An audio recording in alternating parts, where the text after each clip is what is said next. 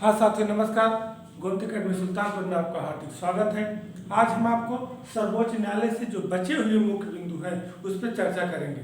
कल हम आपको सर्वोच्च न्यायालय के विषय में, सर्वोच्च न्यायालय का स्थापना क्यों हुई, किस अनुच्छेद के तहत इसका व्याख्या है, किस भाग में है, किस अधिनियम तहत इसकी स्थापना, इसका गठन कैसे होता है, इसके मुख्य न्यायाधीश की अर्हताएँ क्या है, इनका कार्यकाल क्या है, इनका शपथ कब होता है, तो इनके वेतनाभ के विषय में हमने चर्चा की। आज हम आपको सर्वोच्च न्यायालय से जो बचे हुए जैसे तदर्थ न्यायाधीश हैं और उनकी शक्तियां, इससे संबंधित बिंदु पर चर्चा की जाएगी। तो सबसे पहले आप हमारे चैनल को सब्सक्राइब कर लीजिए, बेल दबाकर ऑल पर क्लिक कर लीजिए, जिससे सभी नोटिफिकेशन आपको मिलता रहे। देखिए, वीडियो कोई भी हो, आप उसको जब पूरी विश्वास के साथ पूरी तन्मयता से सुनेंगे तो उसमें महत्वपूर्ण चीज़ें आपको मिलेंगी जो परीक्षा के दृष्टिकोण से काफ़ी महत्वपूर्ण होंगी, और आपको ध्यान से उसको सुनना होगा, यथासंभव नोट्स भी बनाने होंगे या बार बार सुनना होगा, आपको अपडेट होना पड़ेगा। तो इसको हमने पहले वीडियो आपको दिए थे, आप जाके गोमती अकेडमी सुल्तानपुर सर्वोच्च न्यायालय भाग एक करके दे सकते हैं, या हम भाग 2 आपको, ये भी महत्वपूर्ण है, सर्वोच्च न्यायालय भाग 2 वीडियो हम आपको दे रहे हैं। इसमें आसानी होगी, आपको परीक्षा के दृष्टिकोण से काफ़ी लाभ होगा। तो अब आप देखिए, आज हम मुख्य रूप से शक्तियाँ और जो थोड़ा सा बचे हुए बिंदु हैं उस पर चर्चा करते हैं। अब हम जान रहे हैं सर्वोच्च न्यायालय है कहाँ, इसके विषय में बताने की जरूरत नहीं है आपको। सर्वोच्च न्यायालय दिल्ली में है, और उससे रिलेटेड जो भी प्रश्न बनते हैं, महत्वपूर्ण बिंदु की चर्चा हमने किया है, उसको आप देख लीजिए। आज आइए हम आपको सर्वोच्च न्यायालय के तदर्थ न्यायाधीश, क्या तदर्थ न्यायाधीश महत्वपूर्ण है। इसको पूछा जाता है तदर्थ न्यायाधीश क्या होते हैं, या पूछा जाता है किस आर्टिकल के तहत। तो आप समझिए कि आर्टिकल 127 के तहत तदर्थ न्यायाधीश की व्याख्या की गई है। अब आप समझ लीजिए, इसको रखने की वजह को समझिए कि जब सुप्रीम कोर्ट का कोरम पूर्ण न हो, जब सुप्रीम कोर्ट का कोरम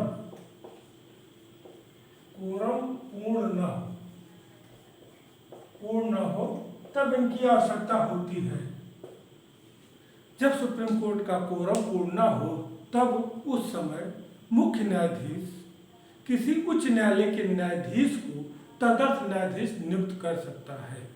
आप बात समझिएगा कि जब सुप्रीम कोर्ट का कोरम पूर्ण न हो तो सुप्रीम कोर्ट का मुख्य न्यायाधीश किसी राज्य के न्यायाधीश को तदर्थ न्यायाधीश नियुक्त कर सकता है, लेकिन उससे पहले उसको उस राज्य के मुख्य न्यायाधीश से परामर्श लेना होगा और राष्ट्रपति से भी विचार परामर्श लेना होगा। कहने का मतलब है कि नियुक्ति मुख्य न्यायाधीश करेगा सुप्रीम कोर्ट का, लेकिन वह जिस राज्य के न्यायाधीश को नियुक्त करेगा उस राज्य के मुख्य न्यायाधीश से परामर्श लेगा और राष्ट्रपति से भी परामर्श लेगा। अब आप स्पष्ट हो गए होंगे कि इनकी नियुक्ति जो है, नियुक्ति क्या करता है कि मुख्य न्यायाधीश करते हैं, मुख्य न्यायाधीश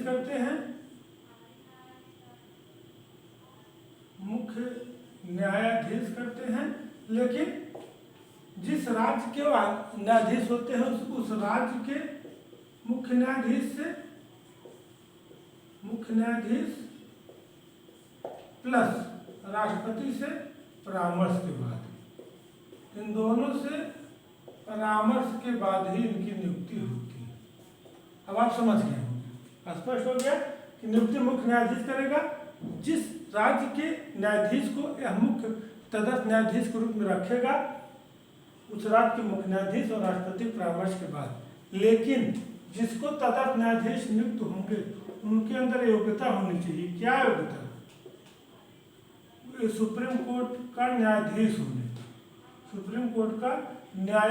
होने की योग्यता होनी चाहिए। सुप्रीम कोर्ट के न्यायाधीश होने की योग्यता होनी चाहिए। क्या योग्यता होनी चाहिए? जो हम आपको बताए थे कि नंबर 1, वह भारत का नागरिक हो, राष्ट्रपति के हिसाब से विधिवेत्ता हो, न्यायिक जानकार हो, 10 वर्ष वकालत का अनुभव हो, 5 वर्ष कम से कम न्यायाधीश रह चुका हो। तो कहने का मतलब है कि जो योग्यता है वह उसको अंदर होना चाहिए। जब जो व्यक्ति नियुक्त होगा तो उसको वही पावर, सुख सुविधा या उसको उसी हिसाब से कार्य करना होगा जैसे अन्य न्यायाधीश करते हैं। और मुख्य रूप से ये भी ध्यान रखना है कि वह अपना कार्य पूरी तन्मयता के साथ करेगा, क्योंकि वह एक व्यवस्था के तहत बनाया गया है। तो यही तदर्थ न्यायाधीश है। अब आप समझिए तदर्थ न्यायाधीश होता क्या है। शब्दों में जो विकल्प आप देखेंगे, कभी पूछेगा कि इसमें से जो हम बताए हैं इसी तरह से आपको बना के पूछेगा। तदर्थ न्यायाधीश सुप्रीम कोर्ट में कोरम पूर्ण न होने पर कोरम पूर्ति के लिए न्यायाधीश की नियुक्ति की जाती है, तदर्थ न्यायाधीश है। इसी तरह से आपका रहेगा। तो तदर्थ न्यायाधीश आर्टिकल 127 के तहत उसकी नियुक्ति की गई है। सुप्रीम कोर्ट कोरम पूर्ण न होने पर नियुक्ति मुख्य न्यायाधीश, जिस संबंधित राज्य के मुख्य न्यायाधीश प्लस राष्ट्रपति के परामर्श से वही योग्यता होनी चाहिए। जो योग्यता मुख्य न्यायाधीश या अन्य न्यायाधीश की सुप्रीम कोर्ट में होती है वही होनी भी चाहिए। इनको वही पावर मिलेगा जो मुख्य न्यायाधीश को होता है। इनको पूरी तन्मयता से अपना कार्य करना होता है। ये हो गया आपका तदर्थ न्यायाधीश। देखिए एक एक बिंदु की चर्चा करना आवश्यक है। देखिए एग्जाम को एकदम ओरिएंट करके आप पढ़ाई करिए, इससे आपको लाभ मिलेगा। तदर्थ न्यायाधीश के बाद आप समझिए कि 2 प्रश्न और बनते हैं। पहला प्रश्न एक महत्वपूर्ण बनता है। पहला एक प्रश्न महत्वपूर्ण बनता है कि नागरिकों के मूल अधिकारों का गारंटर कौन है। नागरिकों के मूल अधिकारों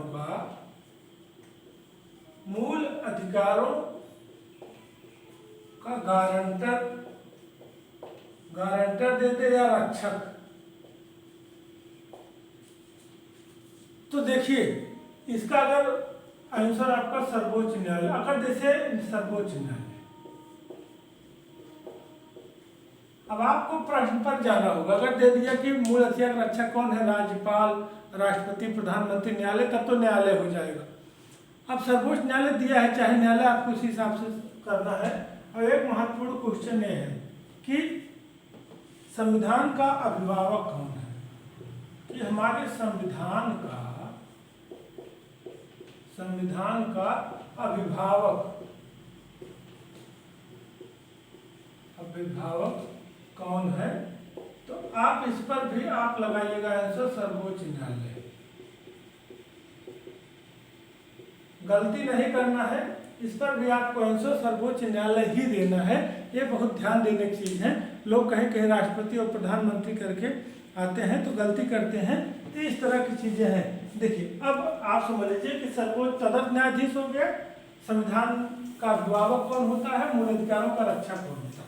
अब देखिए सर्वोच्च न्यायालय संबंधित बेसिक चीजें हो गई। अब बची हैं इनकी शक्तियां।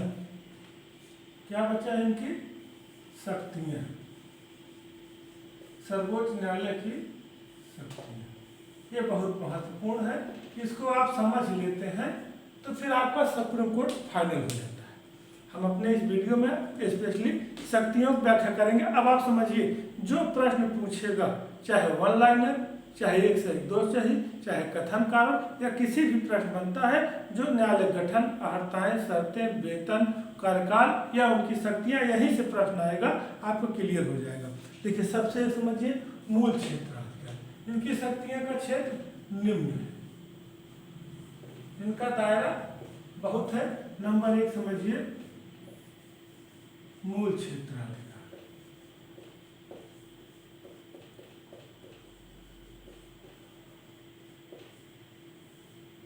एक एक चीज की आप व्याख्या समझते जाइए तो आपको दिक्कत नहीं होगी। कि यह मूल क्षेत्राधिकार का मतलब है कि यह मूल अधिकार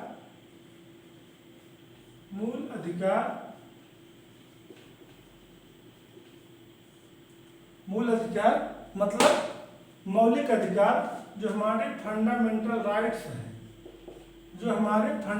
राइट्स हैं, इनका रक्षक है। इनका क्या है, रक्षक है। यहीं से आता है हमने आपको बताया हमारे मूल अधिकारों का गारंटर है, रक्षक है, संविधान का अभिभावक है। इस तरह प्रश्न आते हैं, सर्वोच्च न्यायालय लगाइएगा, ये सब इसके मूल क्षेत्राधिकार के अंतर्गत आते हैं। नहीं, मूल क्षेत्राधिकार यहाँ थोड़ा सा सॉरी गलत हो गया है, कंफ्यूजन में थोड़ा सा।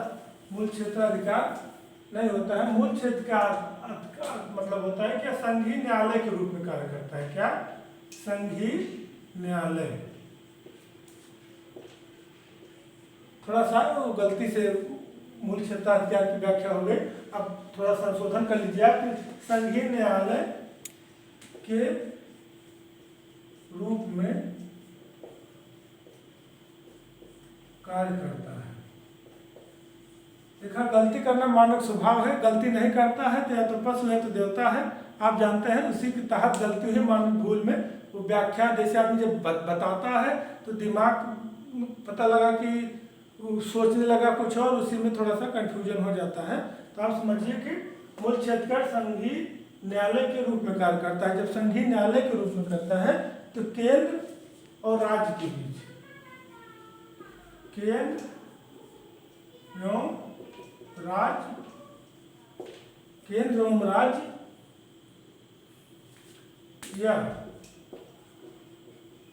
अधिक राज्यों के बीच, अधिक राज्यों के बीच विवादों का निपटारा करता है। बीच विवादों का निपटारा करता है। निपटारा। अब आप समझिए, जो प्रश्न बनता है कि कभी कभी देता है कि केंद्र राज्य या राज्यों के बीच जो विवाद है उसका निपटारा सर्वोच्च न्यायालय किस अधिकार के तहत करता है, तो मूल क्षेत्राधिकार।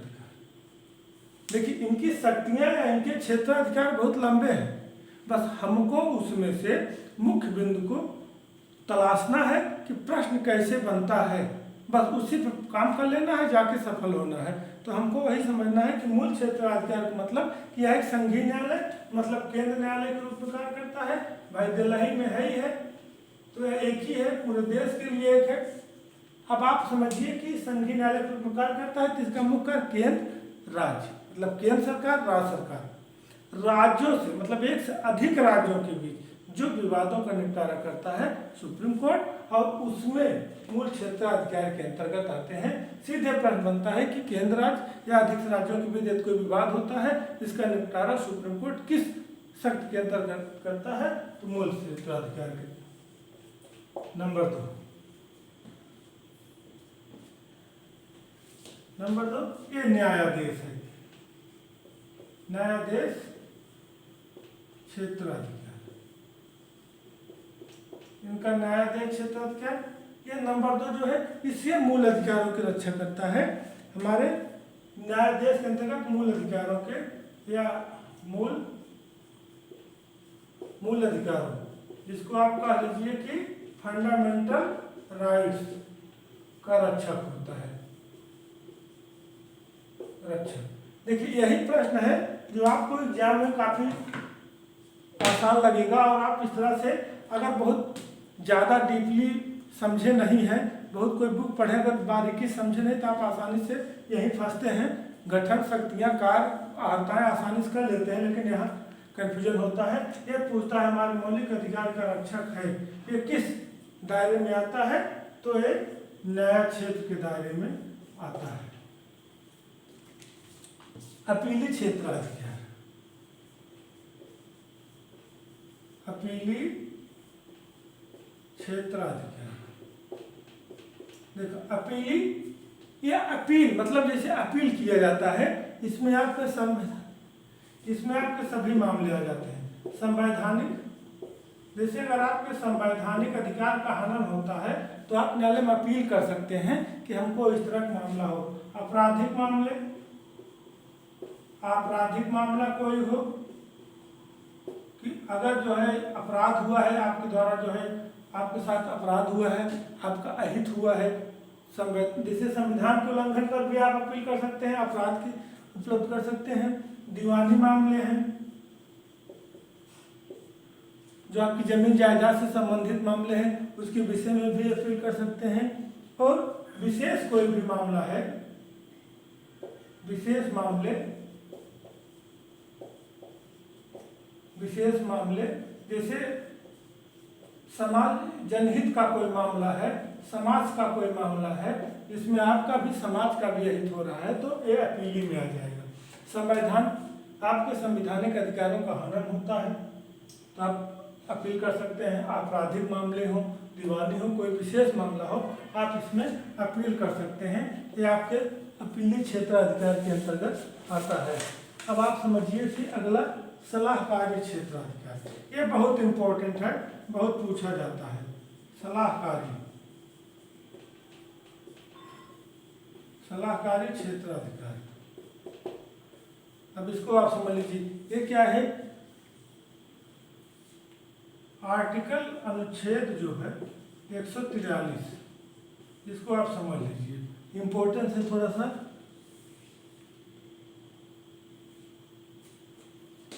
कि राष्ट्रपति जो है, राष्ट्रपति कुछ मामलों में सुप्रीम कोर्ट से सलाह ले सकता है। कुछ मामलों में हमारे सुप्रीम कोर्ट से सलाह लेने की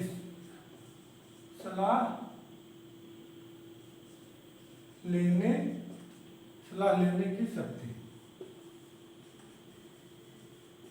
अब आप समझिए, कुछ मामलों में सलाह लेने की शक्ति समझ लीजिए, चाहे सुप्रीम कोर्ट को कुछ मामले में सलाह देने की शक्ति समझ लीजिए, इसीलिए सलाहकारी ये कहा गया है। तो अब इसको सलाहकारी का मतलब है, आर्टिकल की चर्चा कर दिए।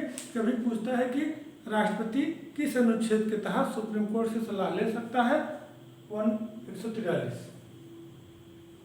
अब राष्ट्रपति किस मामले में सुप्रीम कोर्ट से सलाह ले सकता है? 143। सुप्रीम कोर्ट किस अनुच्छेद के तहत राष्ट्रपति को सलाह दे सकता है? अनुच्छेद 143। ये सलाहकारी शक्ति आ गई। इसमें दो मामले होते हैं, आप समझ लीजिए। पहले कि सार्वजनिक महत्व के मामले पर। नंबर 1, सार्वजनिक महत्व। सार्वजनिक महत्व के मामले में यदि कोई मुद्दा सार्वजनिक महत्व का है तो राष्ट्रपति सुप्रीम कोर्ट से सलाह ले सकता है कि क्या सार्वजनिक महत्व का है, इस पर किस तरह का डिसीजन लेना चाहिए। यह सुप्रीम कोर्ट राष्ट्रपति को सलाह दे सकता है कि यह सार्वजनिक महत्व का है, इस पर किस तरह का सलाह उचित रहेगी, कैसे कार्य करना है, इस तरह के मामले। और यदि कोई मामला चल रहा है, कोई संविदा है, संवैधानिक संधि समझौता, कोई संवैधानिक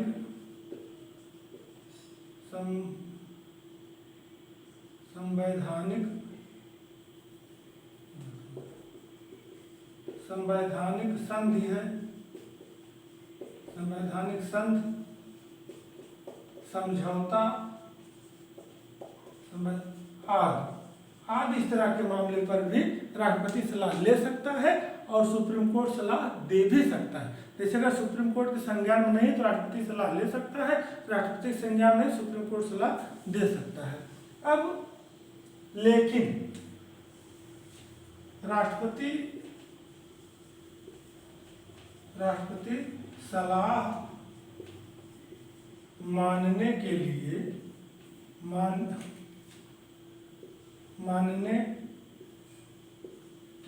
बाध्य नहीं है, मानने के लिए बाध्य नहीं है। अब आप समझ गए होंगे, यहाँ बहुत परेशान होने की जरूरत नहीं है कि सलाह दे सकते हैं, ले भी सकते हैं, लेकिन मानने के लिए बाध्य नहीं है। यह आपका सलाहकारी शक्ति हो गई। अब अभिलेखीय न्यायालय।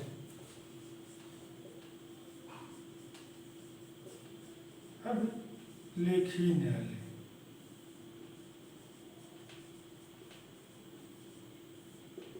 अभिलेखीय न्यायालय का क्या मतलब होता है?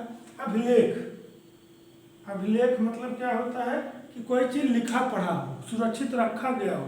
कहते हैं ना कौन सा स्रोत है, इसके कौन से अभिलेख हैं। तो जब सुप्रीम कोर्ट कोई आदेश देता है तो वह लिखित रूप में रखा जाता है, लिखित रूप में रखा जाता है। मतलब वही लिखित मतलब अभिलेख के रूप में, लिखित मतलब अभिलेख के रूप में वह रखा जाता है। यदि सुप्रीम कोर्ट कोई आदेश देता है तो लिखित रूप में रखा जाता है, तो वह जो है सुप्रीम कोर्ट में उस आदेश का फिर काम लगता है जो उसके अधीनस्थ न्यायालय है, चाहे जिला न्यायालय है, चाहे उच्च न्यायालय, डिस्ट्रिक्ट कोर्ट जो भी है, मतलब चाहे उच्च न्यायालय चाहे अधीनस्थ न्यायालय है, तो उसके आदेश को कहीं चुनौती नहीं दी जाएगी। जैसे आप सुप्रीम कोर्ट किसी मामले में कोई फैसला दे दिया, अगर उसी से मामले में उच्च न्यायालय में कोई रिट है या अधीनस्थ न्यायालय में कोई रिट है, तो अगर वादी या प्रतिवादी सुप्रीम कोर्ट के फैसलों के वहाँ लेके आते हैं तो सुप्रीम कोर्ट का ही फैसला माना जाएगा, उसको कहीं चुनौती नहीं दी जाएगी, इसलिए अभिलेख ही लिखा रहता है। अब और आप समझिए न्यायिक समीक्षा।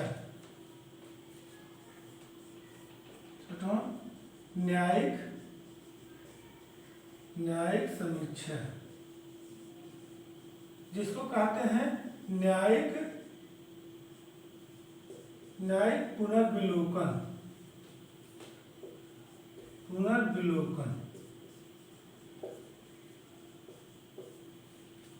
न्यायिक पुनर्विलोकन, ये समझिए आर्टिकल 137, इसको याद कर लीजिएगा। आर्टिकल 137 ये कभी कभी दे देता है 137 न्यायिक पुनर्विलोकन की शक्ति का वर्णन किस अनुच्छेद में है, तो 137। न्यायिक पुनर्विलोकन का मतलब होता है कि वह, इसमें दो चीजें, सबसे पहले जो फैसला सुप्रीम कोर्ट देगा उसकी वह स्वयं फिर से जांच कर सकता है, समझ गए, स्वयं की जांच। न्यायिक पुनर्विलोकन का मतलब है कि यदि कोई फैसला जो है सुप्रीम कोर्ट देता है और बाद में लगता है कि नहीं ये इस पर जांच होनी चाहिए, सही है कि नहीं, उसका फिर से जांच कर सकता है। और नंबर 2, जो अधीनस्थ न्यायालय है, चाहे वो हाई कोर्ट है चाहे अन्य न्यायालय है, उनके आदेश, उनके फैसले की भी समीक्षा कर सकता है, कर सकता है। आप समझ रहे हैं कि उनके फैसला जो आएगा उसकी भी समीक्षा वह कर सकता है। न्यायिक पुनर्विलोकन, न्यायिक समीक्षा, जो न्यायिक निर्णय हुआ उसकी समीक्षा कर सकता है। या पुनर्विलोकन, अवलोकन माने देखना, पुनर् माने फिर से, इसके साथ जाइए, न्यायिक समीक्षा, उसकी समीक्षा कर सकते हैं। न्याय की पुनर्विलोकन, पुनर्मान्य फिर से, अवलोकन माने देखना, तो चाहे वो स्वयं फैसला है उस पर भी फिर से जांच कर सकता है, और चाहे अधीनस्थ न्यायालय का है उस पर भी वह पुनर्विचार कर सकता है। अब एक चीज और समझिए, इसमें एक चीज महत्वपूर्ण है कि कौन सी शक्ति किस दायरे में आती है, वही इम्पोर्टेंट है, कौन सी शक्ति किस दायरे में आती है, इसको हमको जानना है।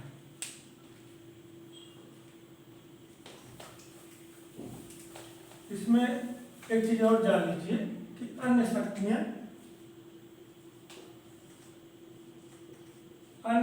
अन्य शक्तियों में आप समझ लीजिए कि इनकी शक्तियां बहुत अनलिमिटेड हैं। अन्य में जैसे राष्ट्रपति उपराष्ट्रपति चुनाव संबंधित विवाद, राष्ट्रपति उपराष्ट्रपति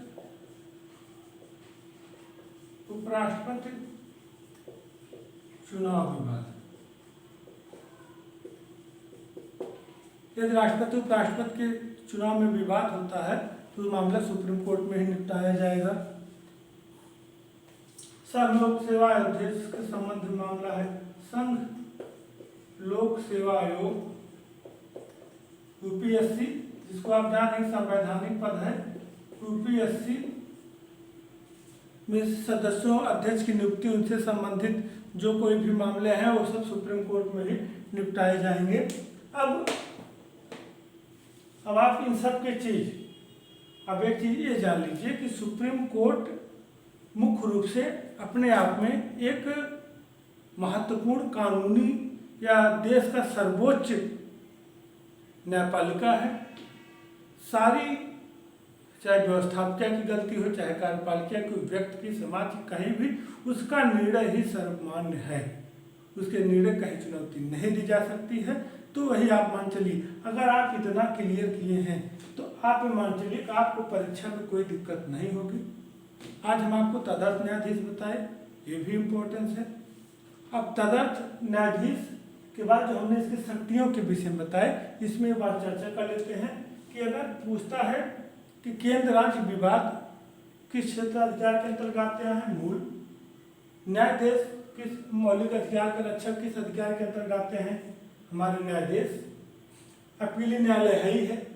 सलाहकारी 143 के तहत राष्ट्रपति सलाह दे सकता है, राष्ट्रपति सलाह माने या ना माने। अब लिखिए, यह लिखित रूप से रखा जाए, इसका रिकॉर्ड रखा रहता है, कहीं भी चुनौती नहीं दी जा सकती है। न्यायिक समीक्षा स्वयं की अधीनस्थ न्यायालयों की समीक्षा कर सकते हैं। राष्ट्रपति उपराष्ट्र संबंधित चुनाव, संघ लोक सेवा आयोग से संबंधित उनकी नियुक्ति, चुनाव संबंधित जो भी विवाद हैं, सारे मामले सुप्रीम कोर्ट में ही निपटाए जाते हैं। अब आप समझिए कि इससे तो दायरा बहुत ज़्यादा है, तो अगर इतनी चीज़ आप क्लियर किए हैं, इसको पढ़े हैं, तो आपको एग्जाम में दिक्कत नहीं होगी। हमें आशा है कि आप हमारा दोनों वीडियो अगर आप देख लेते हैं, तो जब परीक्षा लेक्चर सुन लेते हैं तो एक दो बार आप सुन लीजिए और उसके बाद आप प्रैक्टिस करिए। देखिए आपका सारा प्रश्न आसानी से हल हो जाएगा। जय हिंद, जय भारत।